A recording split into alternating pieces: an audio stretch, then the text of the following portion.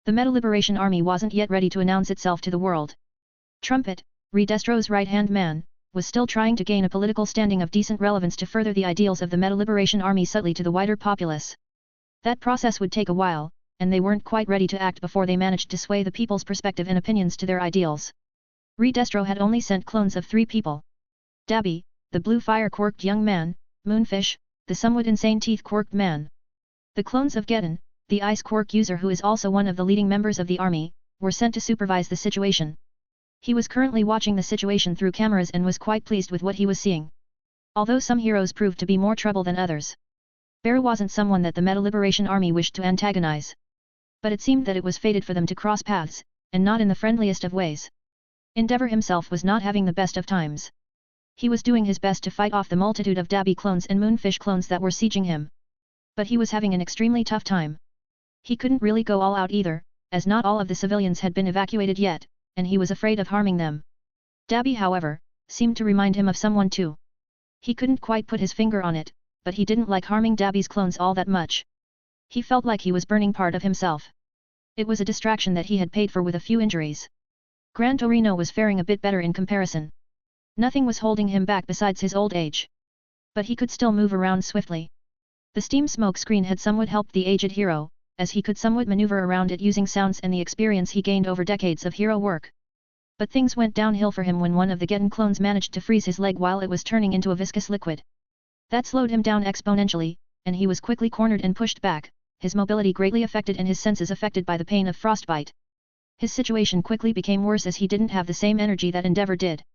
And the other heroes were all struggling to evacuate as many civilians as possible. He was forced to grit his teeth and keep fighting. Well, for 3 more seconds anyway. Beru looked at the large crater/sinkhole his full-powered air cannon had caused in the middle of the street and he quickly decided on a course of action. A purplish mist seeped out of his body and expanded into every corner of the battlefield. He opened up warp gates underneath all of the clones and piled all of them up inside that massive hole.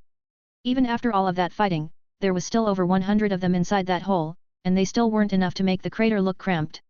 The heroes were surprised by the sudden disappearance of their enemies. Endeavor especially, as an enemy disappeared right before his fist managed to reach them. He looked around a bit, and finally found the source of the disappearance. He could barely see Beru's body due to the strange purplish mist obstructing his vision, it almost made Beru look like a purplish misty monster. Gran Torino just sighed in relief after seeing all of the villains disappear. The younger generation will always surpass the old. He wasn't even shocked when seeing the way Beru fought. He knew that someone capable of taking down All for One was already at the peak of the world in terms of strength. He could only smile as he looked at the mist retreat into Beru's body as the young insectoid looked down at the villains in the pit he had created. They obviously weren't just staying put, they were all trying to escape through different means. But they didn't get the time to do so. Beru hovered above the crater and extended his arms towards the villains, pointing his palms straight at them. A tsunami of flames was released from his palms, instantly turning that crater into a fiery pit and melting down a lot of the infrastructure nearby. His attack burned the clones alive as all of them quickly turned to a viscous liquid. The liquid also melted and evaporated almost instantly. The Geddon clones tried to create ice walls to block said attacks, they were quickly turned into water, then into steam, everything was evaporated by the extreme heat of Beru's enhanced Hellfire quirk. It was initially taken from Endeavor, but when combined with the numerous enhancing quirks in Beru's possession, well, the result was almost catastrophic. An attack that he otherwise wouldn't have used if not for one thought on his mind. Fuck. I need to rush to that brat. I even told Inko that everything would be fine. He just wanted a way to end it all quickly. And this was the fastest solution that caused the least damage to his surroundings. Luckily, there were no civilians in the immediate vicinity. The only close person was Endeavor, and he could feel the heat was extremely discomforting even for him. He was far enough for it not to harm him though. Beru stopped his flames after sensing that all of the clones were dead. It had already melted most of the cars nearby as well as whatever poles and signs were still standing. That was insane. There were civilians in the area. Endeavor was quick to shout at Beru. Endeavor approached him, disregarding the searing heat. He didn't have the same perceptive capabilities as the insectoid, so his worry and desire to hold back was well founded. He also hadn't known that Beru had a fire quirk, but he already knew that Beru was stuffed with well over 100 different quirks. So there was no way for Endeavor to tell he was looking at his own quirk in action. Don't worry, no one was close enough to get hurt, Beru said as his body released steam. It was slowly cooling down, but the use of hellfire easily boiled the blood in his veins and injured his insides. He regenerated instantly, however, so there was no need to worry for him. But he also didn't have any time to worry about these things.